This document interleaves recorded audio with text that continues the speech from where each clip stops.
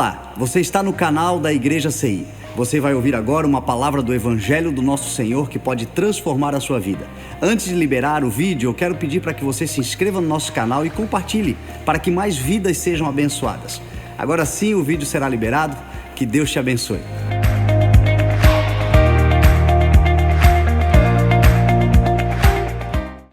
Segunda carta de Pedro, capítulo 3, verso de número 1 adiante, diz assim: Amados, esta é agora a segunda carta que escrevo a vocês.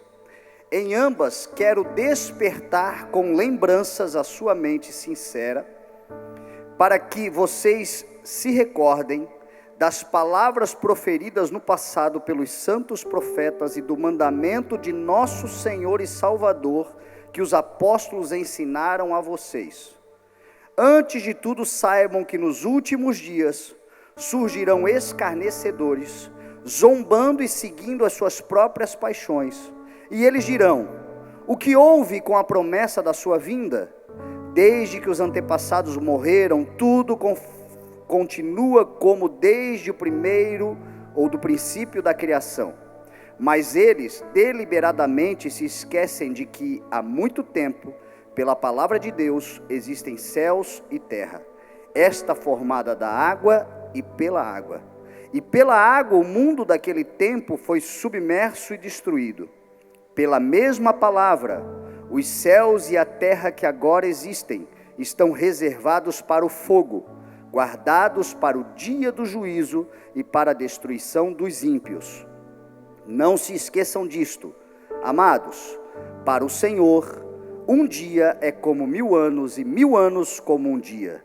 O Senhor não demora em cumprir a sua promessa, como julgam alguns. Ao contrário, Ele é paciente com vocês, não querendo que ninguém pereça, mas que todos cheguem ao arrependimento. O dia do Senhor, porém, virá como um ladrão. Os céus desaparecerão como um grande estrondo. Os elementos serão desfeitos pelo calor, e a terra e tudo que nela há será desnudada. Visto que tudo será assim desfeito, que tipo de pessoas é necessário que vocês sejam? Vivam de maneira santa e piedosa, esperando o dia do Senhor, de Deus, e apressando a sua vinda. Naquele dia, os céus serão desfeitos pelo fogo, e os elementos se derreterão pelo calor. Todavia, de acordo com a sua promessa, esperamos novos céus e nova terra, onde habita a justiça.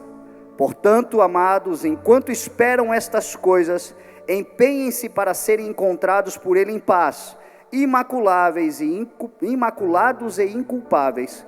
Tenham em mente que a paciência de nosso Senhor significa salvação, como também nosso amado irmão Paulo escreveu a vocês, com a sabedoria que Deus lhe deu. Amém? Pai, nós te louvamos, Senhor, pela tua palavra, te louvamos, Senhor, pelas tuas promessas, te louvamos, Senhor, pelas profecias a nós anunciadas, e cremos, Senhor, que a tua palavra é de fato a luz em meio às trevas, o entendimento, a revelação e o conhecimento para o teu povo, que precisa conhecer mais de ti, Senhor, e nós nos incluímos entre esse povo, que quer conhecer mais do Senhor, e pela tua santa e poderosa, viva e eficaz palavra, nós andamos nessa direção de encontro, de relacionamento, de comunhão contigo. Em nome de Jesus, nos revela a tua palavra, Senhor, e nos dá a instrução para o nosso tempo, a nossa geração, e a consciência que precisamos ter para andarmos todos os dias da nossa vida, até que o Senhor venha, em nome de Jesus. Amém. Amém. O que eu vou falar para você aqui nesta mensagem é bem apropriado para esse momento, e são verdades espirituais para aqueles que são espirituais. Paulo, na sua primeira carta aos Coríntios, no capítulo 2, ele diz que nós, aqueles que pregamos, aqueles que anunciamos, igreja do Senhor que conhece a verdade, não fala sustentado em palavras de sabedoria humana, mas fala sustentado em verdades espirituais anunciadas para aqueles que são espirituais. Pois aqueles que não são espirituais não conseguem compreender as verdades dos céus, porque elas lhe parecem loucura, porque as verdades espirituais são discernidas espiritualmente. E nós então, aqueles que temos o Espírito de Deus em nós, conseguimos avaliar, perceber, notar as coisas que acontecem e, conhecendo as verdades espirituais, discernindo as verdades espirituais, crendo nelas, então a gente entende, a gente compreende, a gente avalia melhor. Para aqueles que estão longe, para aqueles que não têm o Espírito, isto é loucura. O Evangelho, a palavra de Deus, as promessas e as profecias, as verdades espirituais que vão ditando o mundo e a história da humanidade, para aqueles que não têm o Espírito, são loucuras. Mas o Evangelho, aquilo que é loucura para o mundo, é o poder de Deus para todo aquele que crê. Quantos aqui creem no Evangelho? Quantos aqui creem na palavra do Senhor? Paulo vai dizer que esta loucura para o mundo e sabedoria e verdade espiritual para aqueles que creem, é o que nos dá a mentalidade de Cristo. Porque aqueles que discernem as coisas espirituais, eles discernem todas as coisas e por nada são discernidos, porque quem poderá discernir a mente do Senhor? O Espírito que está em nós é que discerne todas as coisas. E aí a palavra termina dizendo assim: porque nós temos a mente de Cristo. Ou seja, nós pensamos como Cristo, nós entendemos como Jesus entende, nós aceitamos o que Jesus fala. Nós olhamos para o mundo e para as circunstâncias atuais e pensamos como Jesus pensa. Nós não pensamos como o mundo secular pensa. Nós não pensamos como a dita moda atual e humana está dizendo. Nós pensamos como Jesus pensa. Nós não pensamos como aqueles que pensam lá fora e mudam os seus pensamentos conforme as ondas, conforme o tempo, conforme as ideologias. Não. Nós pensamos como aquele que não muda como sombras variáveis. Nós pensamos como Jesus, que pensou a história da humanidade e a criação desde o seu início. Nada fugiu do pensamento inicial do Senhor. Tudo está acontecendo exatamente como o Senhor pensou, como o Senhor criou. E aqueles que são espirituais discernem as coisas espirituais. Por que eu digo que essa mensagem ela é bem importante para esse tempo? Porque todas as vezes que nós estamos passando, como humanidade, como pessoas, como indivíduos, por situações aonde aparentemente perdemos o controle, por situações onde aparentemente o caos se instala, por momentos de tribulações e problemas, quando nós passamos por isto, nós voltamos o nosso pensamento para as mensagens do tipo: quando Jesus voltará? Quais são os sinais dos fins dos tempos? Quais são os sinais do dia do Senhor, do fim do mundo? Porque é isto que nesse momento muitos estão pensando. Neste momento muitos estão falando. Você abre a internet agora, especialmente por conta desta guerra que começa em Israel, que a partir do dia 7 foi instalada, e todas as situações do mundo. E aí a gente soma isso a um momento aqui nosso também de intempéries, de chuvas, de tempestades, terremotos em vários lugares, ou seja, o mundo colapsando. E quando o mundo começa a colapsar, o que nós pensamos? Nós pensamos sobre o dia do Senhor. Quando o Senhor virá? De que forma será? Como acontecerá? Quando e que dia acontecerá? Eu pelo menos tenho recebido essas perguntas todos os dias. Eu pelo menos estou refletindo sobre isso. Eu me lembro quando começou a guerra da Ucrânia. Já vai fazer o quê? 2 anos a guerra da Ucrânia? 1 ano e meio que a Ucrânia está em guerra contra a Rússia. No dia em que a Rússia invadiu a Ucrânia, o bom da rede social é que de volta e meia ela traz para a gente as memórias, né, de 1 ano atrás, de 2 anos atrás. E ainda não voltou, mas um dia vai voltar isso, eu quero repostar. No dia em que começou a guerra da Ucrânia, eu postei assim: não se enganem, esta guerra, apesar de aparentar uma disputa de território, onde a Rússia quer agregar ao seu território novamente o território da Ucrânia, isto é um apontamento aonde o destino, o fim, o interesse, a intenção espiritual das batalhas, não da terra, dos homens, mas espirituais, é Israel. Porque a Ucrânia é hoje o último corredor, o último território a ser conquistado para que um corredor se forme para o cumprimento de uma profecia bíblica que fala sobre a guerra de Gog e Magog.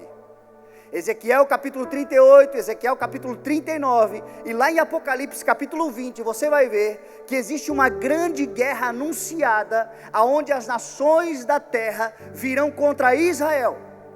Várias nações se ajuntarão na terra contra Israel para tentar anular, aniquilar, destruir o povo de Israel.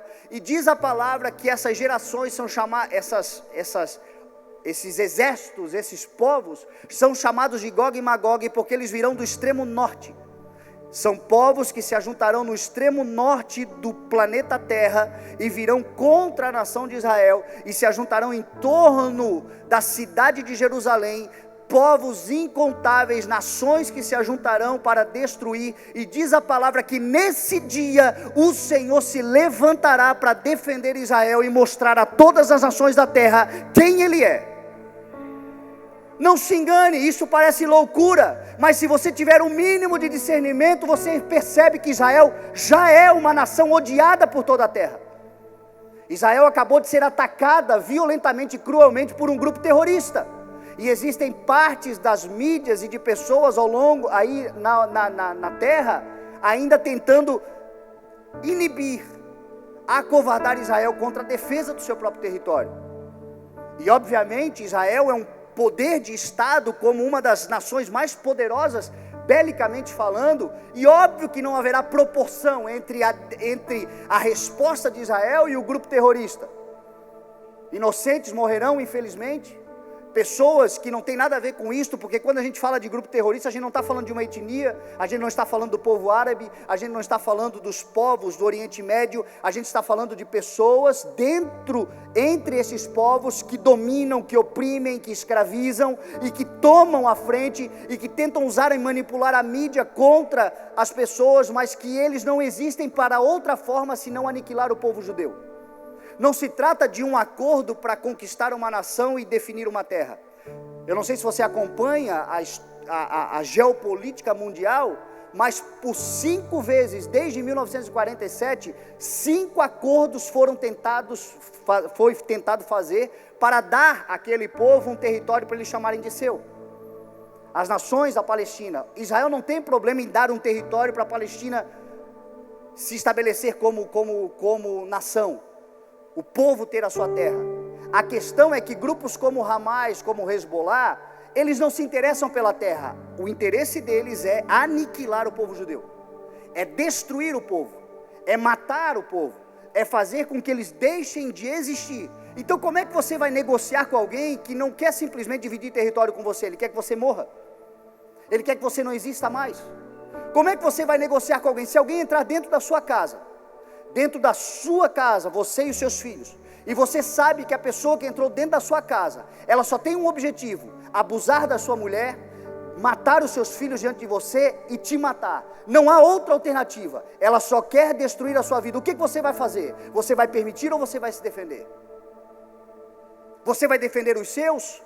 Porque numa guerra para a defesa dos seus, não se trata de você odiar o teu inimigo, se trata de você amar quem está atrás de você. Você não defende porque você odeia, você defende porque você ama os seus. Dentro da minha casa, se eu puder defender, eu vou defender. É para isso que eu fui chamado, para morrer pelos meus. A palavra diz que o homem deve amar a sua esposa como Cristo amou a igreja. Como é que um homem ama uma mulher? Estando disposto a morrer por ela, pelos seus filhos. E é isso que está acontecendo. Agora, não se trata plenamente de uma coisa materialista, humanista, de uma decisão de homens querendo poder e fama e territórios. Não, existe uma verdade espiritual por trás de tudo isto. Existe uma guerra sendo travada que não é humana. Entenda uma coisa, meu irmão, nós estamos caminhando para tempos aonde em toda a terra haverão 2 exércitos. dois únicos exércitos: aqueles que são soldados do reino de Deus e de Cristo, e aqueles que serão soldados da milícia das trevas. Nós estamos caminhando para um tempo aonde haverá distinção plena. A profecia bíblica anuncia que nos últimos dias o Senhor mostrará a diferença entre o justo e o ímpio, e mostrará claramente a diferença entre quem serve a Deus e quem não serve. O tempo de viver em cima do muro vai acabar. O tempo dos agentes secretos vai acabar. Jesus Cristo disse assim, foi Jesus quem falou em Mateus 12: aquele que não está comigo está contra mim, e quem comigo não ajunta espalha. De que lado nós estamos?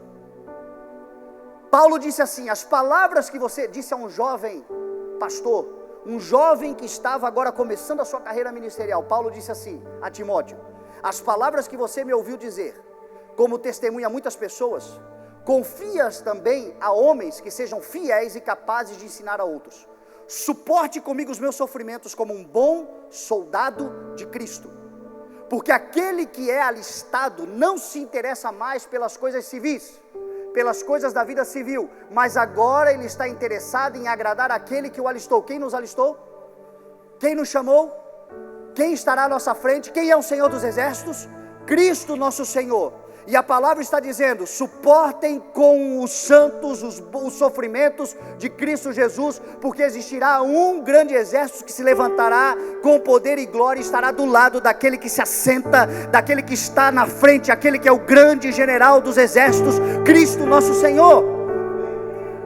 Nós estamos caminhando para esse tempo, não se engane. As nações da terra que odeiam Israel, odeiam você também. Ou você pensa que é só Israel? Os cristãos serão perseguidos, sabe por quê? Porque eles odeiam os herdeiros. Nós somos herdeiros, segundo as promessas feitas àquele povo, em Abraão, por causa de Jesus Cristo. Nós somos herdeiros das mesmas promessas. Eu sei bem o que é ser herdeiro de algo e ser caçado por conta disso. Na minha vida particular, eu fui caçado por conta da herança que o meu pai deixou para mim. Queriam me matar somente porque eu tinha herança. Tentaram destruir a minha vida, a minha carreira, a minha honra. Tentaram destruir tudo que eu sou, tudo que eu tenho, tudo que eu posso. Tentaram me aniquilar, só porque olhavam para mim e pensavam, esse é o herdeiro. Foi por isso que Satanás tentou matar Jesus, porque ele era o herdeiro. É por isso que o inimigo tenta destruir a sua vida, porque ele sabe que você tem uma herança. Ele sabe que você tem uma promessa. Ele sabe que você é herdeiro de todas as promessas. Essas são as verdades espirituais.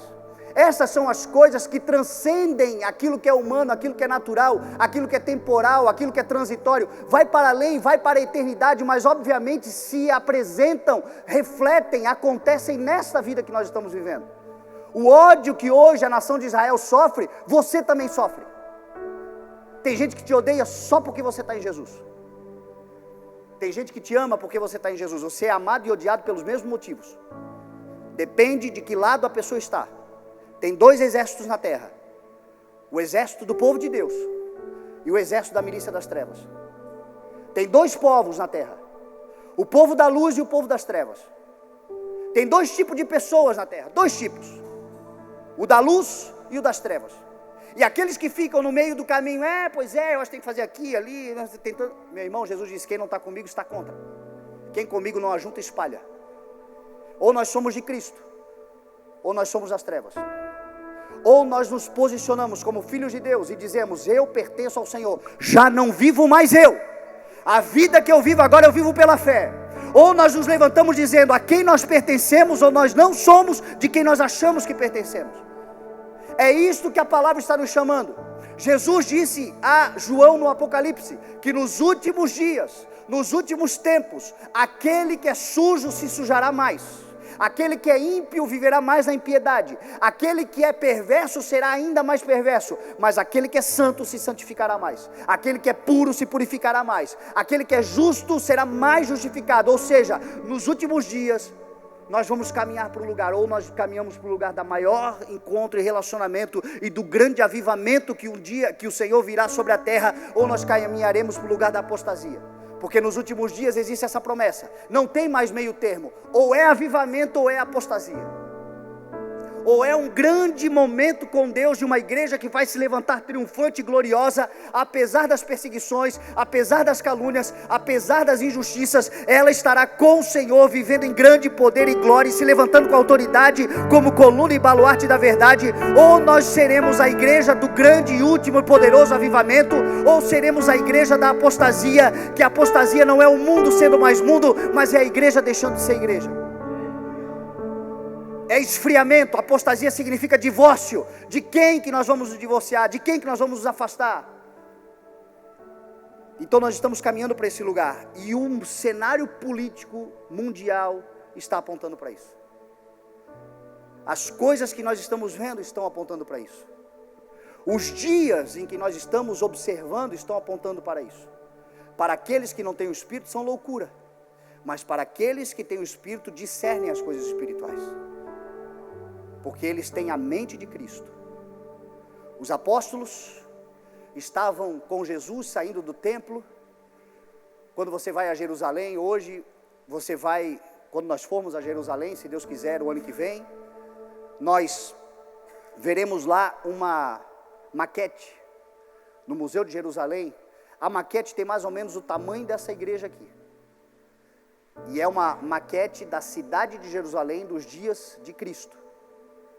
Então, nessa proporção aqui, a cidade toda de Jerusalém, e ali você vai ver o templo de Herodes, que era o templo dos dias de Jesus Cristo, uma obra suntuosa, uma obra extraordinária, uma obra herodiana mesmo. Quando você for a Israel, você vai ver os dias de Herodes, você vai ver as obras que Herodes fez, a Cesareia de Herodes, você vai ver lá no Mar Morto, uma fortaleza que Herodes construiu. Você vai ver a maquete dos dias de Herodes, o palácio de Herodes, o templo que Herodes edificou, e você vai ver suntuosidade, grandeza. É faraônico, foi faraônico esse homem. E diz a palavra que Jesus, em Mateus 24, porque esses são dias onde a gente traz à memória o sermão escatológico, o sermão dos fins dos tempos, o sermão dos últimos dias. Mateus 24, Lucas capítulo 21 e Marcos 13, Jesus aponta sobre os dias que virão. Nós não precisamos ser conhecedores de geopolítica, cientistas políticos. Nós só precisamos conhecer a palavra que aponta para os dias do futuro, a profecia, a Bíblia Sagrada, e nós saberemos em que tempo nós estamos, e o que nós estamos vivendo e o que nos aguarda. E Jesus Cristo estava com esses discípulos andando no templo, e quando eles estavam saindo do templo, os discípulos disseram para Jesus: olha que obras grandiosas, que obras extraordinárias, que coisa poderosa é esta que nós estamos vendo. E Jesus olha para eles e diz assim: fiquem atentos, não ficará aqui pedra sobre pedra. Quando Jesus disse isto, não parecia que aquilo aconteceria. Quando Jesus disse isso, o Império Romano dominava de forma poderosa, e Israel, de certa forma, havia um conluio dos sacerdotes, das lideranças políticas de Israel com o povo romano. E Jesus disse: não ficará aqui pedra sobre pedra. Jesus estava falando de uma edificação que aparentemente era indestrutível. Pense em algo que a gente construiu no nosso tempo e que de tão suntuoso parece indestrutível. Jesus disse: não ficará aqui pedra sobre pedra. 70 anos depois, o general Tito invade Israel e destrói o templo, e não fica pedra sobre pedra. E naquela conversa com Jesus, os discípulos perguntaram a ele: Senhor, então nos diga, quais são os sinais do fim dos tempos e da sua volta? E diz a palavra que Jesus se assenta no Monte das Oliveiras com seus discípulos, e olhando para o templo que fica 1 quilômetro no Vale do Gião à frente, ele começa a dizer: nos últimos tempos haverão guerras e rumores de guerras. Nação se levantará contra nação e reino contra reino. Haverá fomes e terremotos em vários lugares do mundo. Os homens odiarão uns aos outros, trairão uns aos outros. Mas isto tudo, não temam, é necessário que essas coisas aconteçam, mas ainda não é o fim. As nações da terra guerrearão, os homens se odiarão, haverão muitas catástrofes, intempéries, fomes, terremotos, mas Isto tudo será o início das dores. Agora é importante que se diga algo. Quando Jesus falou isso, Jesus estava no século I. Quando Jesus falou isso, Jesus estava falando de um tempo onde havia na humanidade 170 milhões de pessoas. Lá ele disse, isso tudo é o início das dores, mas eu te faço uma pergunta, do século I para cá, será que já não está doendo há muito tempo? Será que a gente já não está vendo fomes, terremotos, guerras e rumores de guerras? Ódio, destruição, o ser humano contra o ser humano, já há muito tempo? Será que nós podemos dizer que hoje a gente pode falar de início de dores ou já está doendo há muito tempo? Quando nós olhamos para as coisas, o que nós observamos? Nós observamos tragédias, catástrofes, homens cruéis. Nós observamos essas coisas acontecendo agora, tudo ao mesmo tempo e tudo de forma intensa. Nós estamos vendo a guerra em Israel, nós estamos vendo as chuvas aqui na nossa região, cada lugar do mundo sofrendo de acordo com a sua realidade geográfica. Nós acabamos de ver um terremoto de escala destruidora lá no Oriente Médio. Nós estamos vendo o mundo passando fome. Hoje nós estamos falando de cerca de 600 milhões de pessoas que passam fome. É 3 vezes mais a população mundial dos dias de Cristo. Será que é início de dores ou já está doendo há muito tempo? Jesus falou sobre o aumento da maldade. Jesus falou sobre a realidade política do mundo. E Jesus estava dizendo a eles, agora é necessário, vocês serão traídos, perseguidos, vocês serão caluniados, vocês serão atacados, nações da terra se voltarão contra vocês. Jesus estava falando para os apóstolos, Jesus estava falando para os judeus, mas Jesus também estava falando para a igreja que se formara, para o mundo que viria. E aí Jesus diz assim, é necessário que antes de vir o fim, o evangelho do reino seja pregado como testemunho a todas as nações, e então virá o fim. Te faço uma pergunta, aonde falta nós pregarmos o evangelho? Com o advento da internet, com a capacidade tecnológica que nós temos, eu aqui em Itajaí, Zé Mané, desconhecido, quando eu abro o meu Instagram e vejo as métricas do meu Instagram, tem gente até no Japão me assistindo.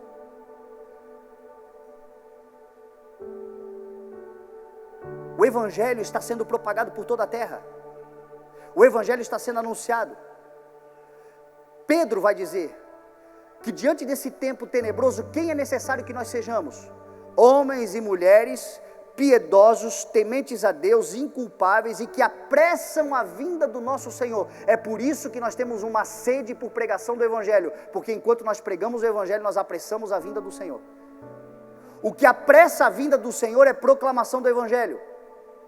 Nós acabamos de ler um texto aqui que diz que o Senhor não se atrasa, que o Senhor não demora em cumprir a sua promessa, mas Ele não quer que ninguém se perca, mas que todos cheguem ao arrependimento. Como se arrependerão e crerão se não ouvirem? E como ouvirão se não houver quem pregue? É por isso que a igreja precisa se levantar para ser uma pregadora do evangelho. É tempo de nós pregarmos o evangelho como nós nunca antes pregamos. É tempo de nós anunciarmos a palavra como nós nunca antes anunciamos. É por isso que as pessoas estão sedentas, é por isso que as igrejas estão enchendo. As igrejas não estão enchendo para a gente fazer programas de ajuntamento e simplesmente unir pessoas aqui dentro, não. As igrejas estão enchendo porque as pessoas estão com fome e sede de justiça, e a palavra precisa ser anunciada. Nós somos a igreja do Senhor, nós somos os arautos, nós somos as trombetas, nós somos os homens e mulheres dos pregadores da última hora. E é um privilégio nós sermos essas pessoas, e nós temos que nos levantar, sobretudo com o testemunho real de uma vida convertida ao Senhor. Vale mais do que palavras, vale mais do que discurso, vale mais. Jesus está dizendo que os últimos tempos, pregadores devem se levantar. Pedro está replicando dizendo que nos últimos tempos esses homens e mulheres são homens santificados. São homens que se separaram do mundo, são mulheres que se separaram do mundo, são pessoas que vivem de forma piedosa, de forma inculpável, são pessoas que lavaram as suas vestes no sangue do Cordeiro. Estes são aqueles que nos últimos dias serão como proclamadores do evangelho, e no dia do Senhor estarão de pé diante dele. Eu quero te convidar a nós sermos essa igreja em nome de Jesus, nós sermos esse povo em nome de Jesus. Os dias estão acelerados, as coisas estão acontecendo. Jesus disse que aquele dia virá como um ladrão. Em Lucas capítulo 21, também no sermão escatológico mesmo, Jesus Lucas escreve uma frase que Mateus não escreveu. Lucas diz assim, que Jesus Cristo falando disse assim: portanto, tomem cuidado, para que neste tempo, em que as coisas estão acontecendo, os sinais estão bem diante dos olhos de vocês, tomem cuidado, para não sobrecarregar o coração de vocês, com libertinagem, bebedeira e ansiedades da vida, e este dia chegue de forma inesperada. Porque este dia virá sobre todos aqueles que estão sobre a face de toda a terra. Então vigiem e orem, para que vocês estejam em pé diante do Filho do Homem quando ele se apresentar. O que é necessário que sejamos?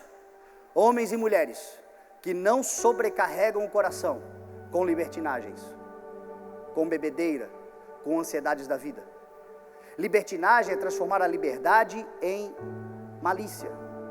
Libertinagem é não se aproveitar da liberdade que temos em Cristo Jesus e usar dessa liberdade, da graça do Senhor, para continuarmos numa vida de erro. Porque se a graça do Senhor que nos salva e nos redime e nos purifica, continua nos conduzindo a uma vida de libertinagens, de pecados, de erros, de que valeu a graça? E o Senhor está dizendo, cuidado, não sobrecarrega o coração de vocês com isso. Cuidado com tudo aquilo que tira a tua consciência. Porque bebedeira tem a ver com estado de consciência.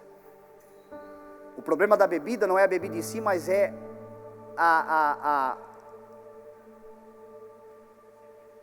consequência dela. O fato de nos entorpecer, o fato de tirar a nossa consciência.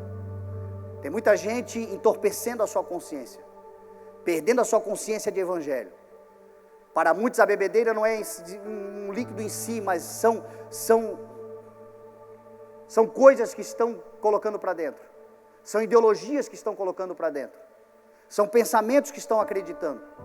São coisas que estão corrompendo e cauterizando a sua mentalidade. E o Senhor está dizendo, cuidado para não sobrecarregar o coração de vocês com isso.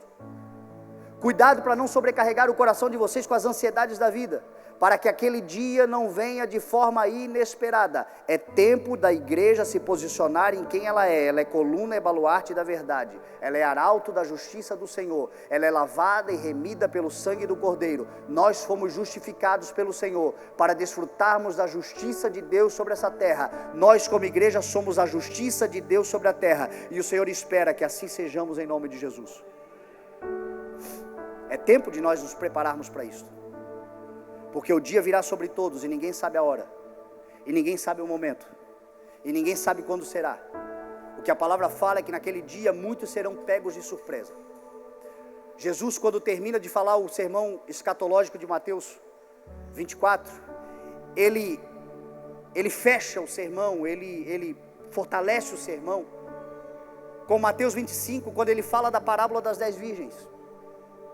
A parábola das 10 virgens é uma ilustração alegórica de um ensinamento com verdades profundas e espirituais. Ele diz que o reino de Deus é semelhante a 10 virgens que saíram para se encontrar com o noivo. 5 delas eram insensatas e 5 delas eram prudentes. As insensatas levaram a sua candeia, mas não levaram óleo consigo. As prudentes levaram a sua candeia e levaram consigo uma vasilha de óleo. E diz a palavra, Jesus contando a parábola, que o noivo demorou a vir. E na sua demora todas ficaram com sono e adormeceram. Todas ficaram com sono. Todas adormeceram. Porque para nós muitas vezes o tempo de Deus tem que ser o nosso. Porque para nós muitas vezes, na maioria das vezes as coisas não acontecendo no nosso tempo, a gente acha que Deus está atrasado. A gente acha que Deus está demorando. E todas adormeceram. Significa dizer que até mesmo a igreja piedosa e preparada será pega de surpresa. Ninguém vai acordar um dia e dizer assim, eu acho, hoje Jesus vem. Jesus Cristo falou que nos últimos tempos se levantarão, e Paulo aqui está confirmando, Pedro aqui está confirmando, que muitos escarnecedores se levantarão. Numerosos falsos profetas se levantarão. Jesus disse que muitos virão em seu nome dizendo, eu sou o Cristo. Ele está falando de pessoas que de fato dizem que são Cristo. Hoje no mundo conhecidos existem 5 Cristos. 5 pessoas que se autodeclaram Cristo. De fato, eu sou o Messias.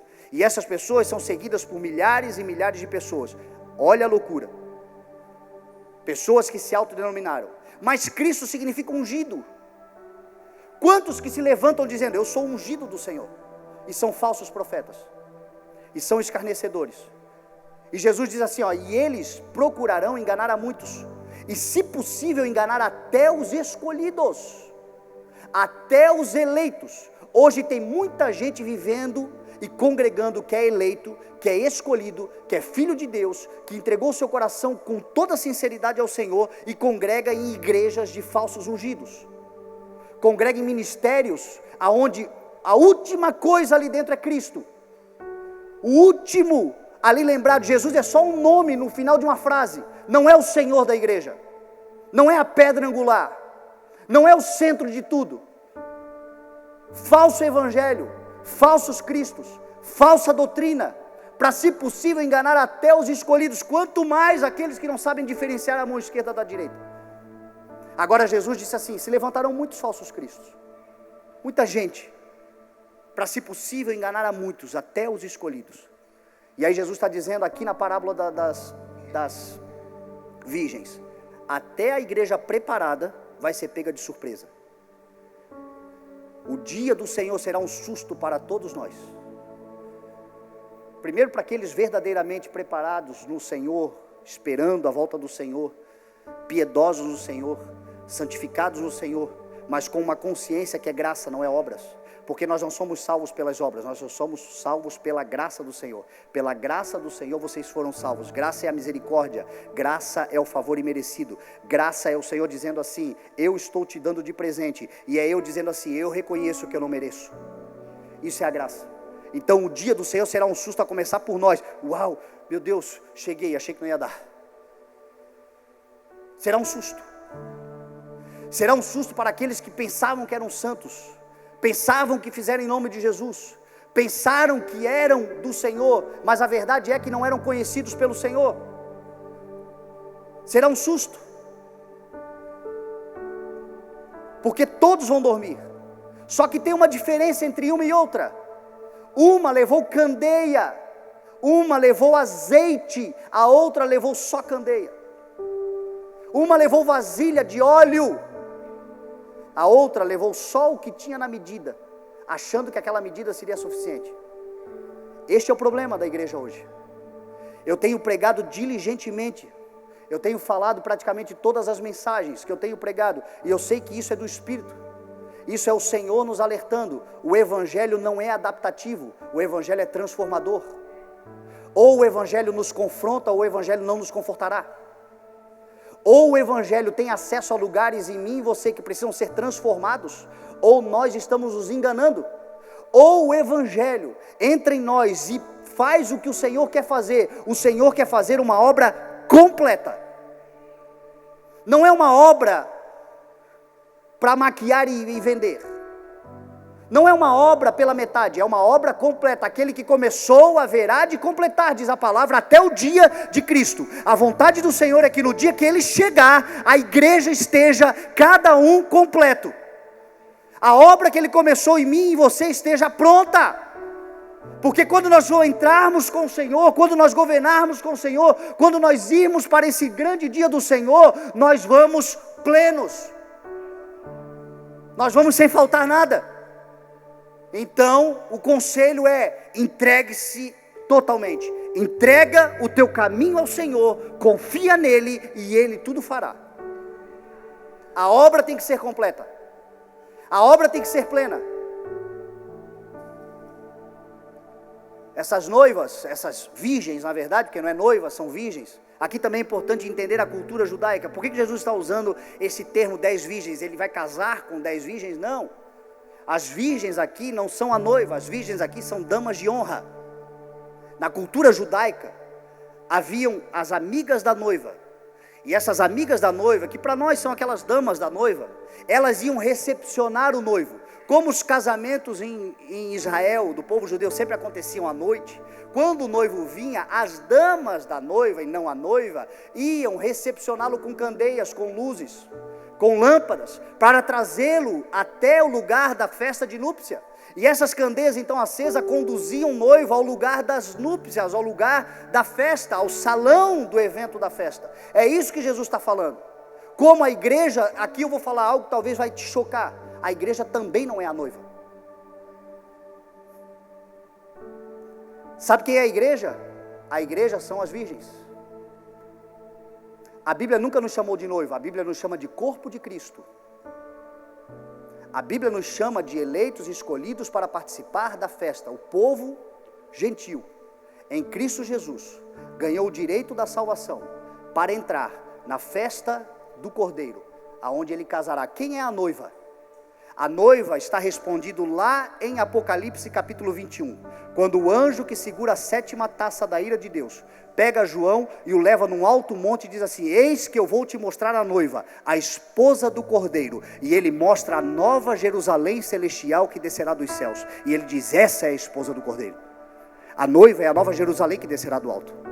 A noiva é a cidade santa em que Jesus se assentará e governará todas as nações da terra. E quem é a igreja? A igreja é o que diz Apocalipse capítulo 21. A igreja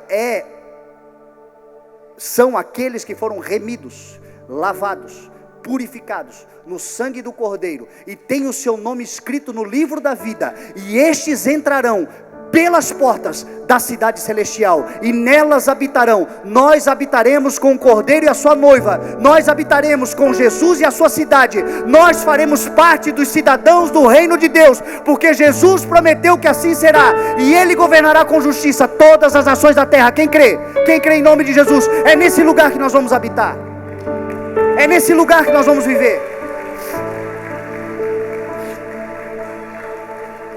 Jesus deixa bem claro a João, vai ler Apocalipse: nessa cidade não entrará ninguém impuro, nessa cidade não entrará ninguém corrompido, nessa cidade não entrará ninguém que não foi santificado, nessa cidade não entrará ninguém que não tiver o seu nome escrito no livro da vida.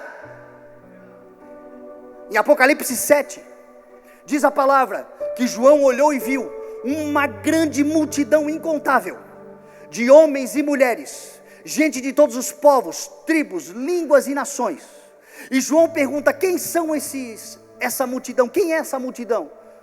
E o anjo responde: esses são aqueles que vieram da grande tribulação e lavaram as suas vestes no sangue do Cordeiro, e alvejaram as suas vestes no sangue de Jesus. Estes somos nós, aqueles que foram remidos, lavados, justificados, aqueles que se despiram de si mesmo para se revestir de uma nova vestimenta, para a glória do Senhor, vestidos com vestes nupciais. Lembra na parábola do casamento, quando Jesus disse assim: foi visto um que não tinha veste nupcial, manda para fora esse, porque não se revestiu do novo homem e da nova mulher. O Senhor está nos chamando para nós vivermos na totalidade, todo o nosso ser, todo o nosso coração, toda a nossa mente, toda a nossa alma. É tempo de nós nos entregarmos totalmente ao Senhor, deixar o Senhor trabalhar, deixar o Senhor realizar. Este é o negar-se a si mesmo, este é o tomar a sua cruz e segui-lo. Isto é, Jesus disse: aquele que tiver deixado casa, parentes, pai, mãe, por amor de mim e do meu nome, certamente receberá 100 vezes mais, e como consequência, a vida eterna. O Senhor está dizendo que nós devemos tomar uma decisão de segui-lo a qualquer custo, de irmos atrás dele, seja qual for a consequência que vivermos. Melhor é um dia nos teus atos do que 1000 em qualquer outro lugar. É isso que o Senhor está dizendo. As virgens imprudentes pensaram que tinham o suficiente, e tem um monte de gente que pensa assim. Tem um monte de gente que acha que não, tá bom, que eu tenho aqui de luzinha, essa luz de pimboca aqui, já está iluminando mais ou menos, eu não enxergo direito, mas tá bom. O Senhor está dizendo: vai buscar óleo reserva, vai crescer, vai avançar, vai ter sede e fome, porque eu vou te alimentar e vou dar água para você beber. Agora a intenção, a vontade tem que partir de nós, o desejo de querer mais. Vocês me buscarão e vocês me acharão. Aí diz o texto que quando da meia-noite ouve-se um grito, o noivo se aproxima, e elas todas acordam, e as insensatas pedem para as prudentes: me dá um pouco do teu óleo, porque as nossas candeias estão apagando. E as prudentes dizem: não dá, porque se nós dermos para você, a gente fica sem, vão vocês comprar. Perto da meia-noite. Eu não sei se você já ouviu falar sobre o relógio do juízo final. Quem já ouviu falar sobre esse relógio do juízo final? Esse relógio do juízo final é um relógio que foi criado pelos cientistas atômicos em 1947, na Universidade de Chicago. É um relógio que ele dita o comportamento humano mundial e a possibilidade de uma catástrofe, de destruição da própria humanidade. Ele foi criado logo após a Segunda Guerra Mundial para medir a consequência ou a possibilidade de uma segunda grande guerra, de uma outra guerra mundial e de uma possibilidade de uma bomba nuclear. De início ele só media isso, mas hoje ele mede outras consequências, como condições climáticas, condições geopolíticas, várias situações que colocam a humanidade em risco. Esse relógio foi criado em 1947, não foi criado por crente, não foi criado por pastor, não foi criado por evangélico, foi criado por cientistas atômicos da Universidade de Chicago. Esse relógio então aponta, quando chega à meia-noite, esse relógio quer dizer que a catástrofe é iminente, a situação é incontrolável e a humanidade está correndo um risco. Esse relógio, ele tem sido adiantado e ele nunca esteve tão perto da meia-noite como agora. Ele está a 90 segundos da meia-noite. 90 segundos. A meia-noite significa momento de tenebroso, momento trágico. Jesus está dizendo: meia-noite ouviu-se o grito. Ou seja, é no momento mais difícil, é no momento mais tenebroso, é no momento de maiores incertezas, é no momento de maior dificuldade, é nesta hora. Por isso que a palavra de Deus diz assim: ó, não desista, não abra mão da confiança que você tem, vocês precisam perseverar, de modo que quando tiverem feito a vontade de Deus, receba o que Ele prometeu. Jesus disse assim: aquele que perseverar até o fim, é tomar uma decisão. O maior benefício que o diabo tem contra a tua vida é a tua dúvida. O problema nosso é a nossa dúvida. O problema nosso é que nós condicionamos vida com Deus a tudo estar acontecendo de acordo com o que a gente quer. Vida com Deus e certeza da eleição, as coisas estão dando bem. A palavra diz que nós teremos tempo de refrigério, a palavra diz que o Senhor matará a nossa fome, a palavra diz que o Senhor é conosco, a palavra diz que o Senhor é conforto, mas a palavra diz que o Senhor é tudo isso muitas vezes em tempos caóticos. E a gente acha que tempo caótico é sinônimo de afastamento de Deus. Não. O Senhor é o Deus que está conosco, mesmo nas pastagens verdejantes, mas também está conosco em vale de sombra e de morte. E o dia do Senhor virá depois de um tempo bem difícil. Todo mundo dormindo, meia-noite, eu acho que não sei, de repente ouve-se o grito. Porque o Senhor virá. O texto de Mateus 25 diz assim, que elas, ao verem que o Senhor demorava, a palavra fala que o Senhor não demora, no sentido de atraso. O Senhor pode demorar no sentido da nossa expectativa, mas o Senhor tem um tempo e um propósito determinado para todas as coisas. O tempo de Deus é perfeito. Por isso que Abacuque vai dizer assim: ainda que demore, espere, porque virá e não se atrasará. Cuidado, porque nos últimos dias se levantarão pessoas dizendo: o que aconteceu com a promessa? Se esquecendo que 1000 anos para Deus é como um dia, se esquecendo que tudo que o Senhor prometeu no passado se cumpriu, e aquilo que ainda está para se cumprir, se cumprirá em nome de Jesus. Se esquecendo que o Senhor é fiel. Cuidado, porque a demora nos testa. Lá em Êxodo capítulo 32, o povo construiu um bezerro de ouro. Sabe por quê? Porque Moisés, na cabeça do povo, demorava. Arão, faça para nós deuses, porque esse Moisés demora a voltar e não sabemos nem o que lhe aconteceu. E por causa da demora fizeram idolatria, por causa da demora criaram seus deuses, por causa da demora se desviaram. A demora, segundo o seu conceito, Moisés estava com Deus, Moisés estava na presença de Deus, Deus estava com Moisés, Deus estava dando todas as direções para o povo, mas esse povo angustiado, achando que Moisés estava demorando, fez para eles deuses falsos, adorou deuses falsos e caiu em promiscuidade e idolatria. O Senhor pode estar demorando, mas o Senhor não está atrasado. O Senhor demora como alguém que não quer que ninguém se perca, mas que todos cheguem ao arrependimento. Aquilo que você considera demora pode ser livramento para a tua casa, para os teus filhos, para a tua família. Talvez essa demora é porque o Senhor quer salvar gente da tua família, gente entre os teus, amigos teus, gente que pode ser alcançada. E essa demora pode ser, você pode aproveitar como um tempo para apressar a vinda do Senhor. Prega o Evangelho, anuncia a salvação, seja um arauto. O texto aqui diz que demorou. A demora testa duas coisas em nós. Número 1, a fidelidade. A demora de Deus muitas vezes é para testar e provar a nossa fidelidade ao Senhor. A demora também testa algo em nós que o Senhor não vai alimentar. E que para o Senhor não alimentar, não se trata de fazer logo quando a pessoa quer, se trata exatamente de fazê-la esperar, a ansiedade. Nós somos uma geração extremamente ansiosa. E a palavra do Senhor, Jesus disse, não sobrecarreguem o coração de vocês com ansiedade. Paulo vai dizer, não andem ansiosos por coisa alguma. Pedro vai dizer, lancem sobre ele toda a vossa ansiedade, porque ele tem cuidado de vós. Tem coisas que o Senhor está demorando exatamente porque você é muito ansiosa, você é muito ansioso. E na ansiedade, talvez você aprendeu com um pai, com uma mãe humano, carnal, que não conhece muito bem da humanidade, da dinâmica da humanidade. E muitas vezes para tentar poupar da ansiedade, dá logo o que quer. E na verdade isso desperta ainda mais ansiedade. Tem muita gente que não sabe esperar o tempo de Deus, porque quando se esperneava, ganhava na hora. Quando reclamava, vinha na hora. Então nunca aprendeu a esperar. Nós somos uma geração extremamente antecipada, ansiosa, angustiada, porque queremos as coisas para agora. E a demora de Deus trata a nossa ansiedade. Não será de acordo com a nossa ansiedade, será de acordo com a profecia do Senhor.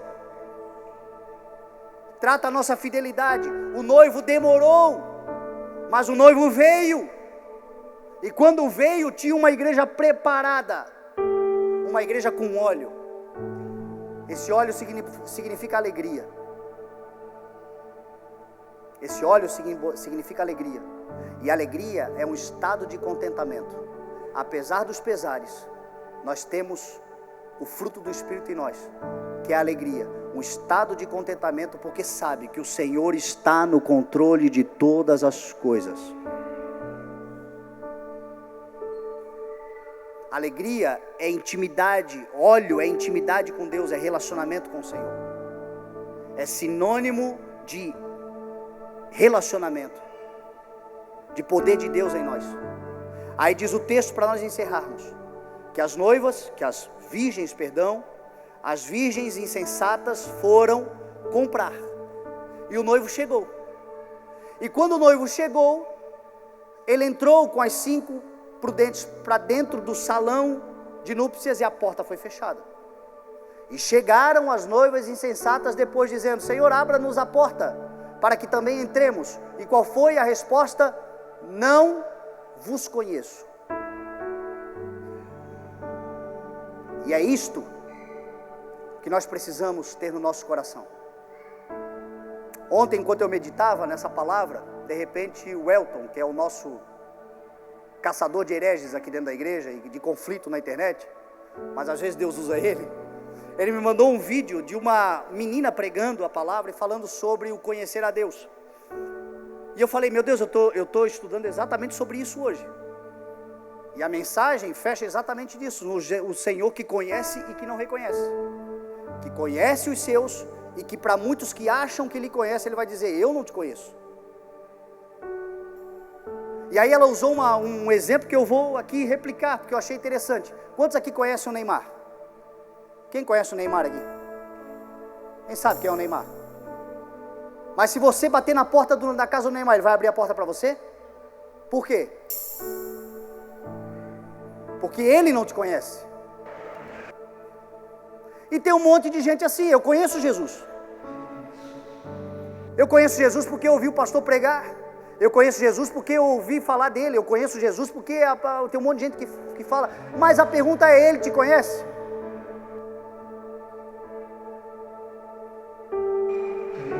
Porque o conhecer que Jesus está falando aqui não é o conhecer de saber quem é o conhecer do íntimo relacionamento.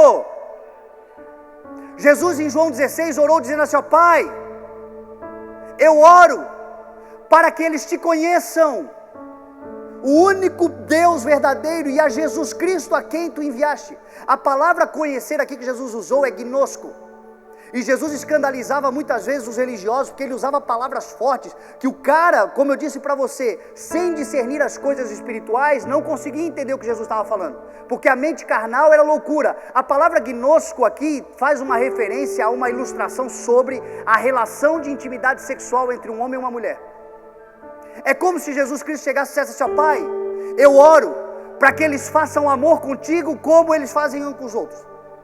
O carnal vai achar é relação sexual, não. O que o Senhor está querendo dizer é algo que deveria acontecer, ou acontece com aqueles que são casados, que a relação sexual também é um entrelaçamento de alma. É um desenvolvimento de uma relação íntima, não é o ato do coito sexual, mas é o que aquilo produz. É o que o Senhor está dizendo: Pai, eu oro para que eles tenham um íntimo relacionamento contigo, como eu e tu temos, para que eles te conheçam, porque esta é a vida eterna, conhecer o Senhor. Por isso que Oséias disse assim: conheçamos e nos esforçamos por conhecer, porque tão certo como o sol nasce, o Senhor aparecerá. Ele virá como as nuvens de inverno, como as chuvas de primavera que regam a terra. Eu acho que todo mundo aqui está conhecendo bem como é que são as chuvas de primavera. Tão certo como são as chuvas de primavera é o fato de que o Senhor virá, e virá para aqueles que lhe conhecem, e eles são conhecidos por Ele. Essa íntima relação o Senhor está chamando nós para vivermos. Meu irmão, Isaías e Abacuque disse, os dois disseram que a terra se encherá do conhecimento de Deus, assim como as águas enchem o mar. A terra não precisa se encher da glória. Isaías 6, Isaías viu a glória do Senhor e disse assim, e viu os anjos cantando: Santo, Santo, Santo é o Senhor dos exércitos, a terra inteira está cheia da sua glória. A terra não precisa se encher da glória, a terra precisa se encher do conhecimento da glória.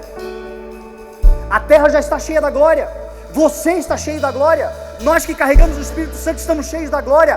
Tudo que nós vemos na criação carrega a glória de Deus. O que nos falta é conhecer a glória do Senhor. E conhecer essa glória significa intimidade e relacionamento profundo com o Senhor.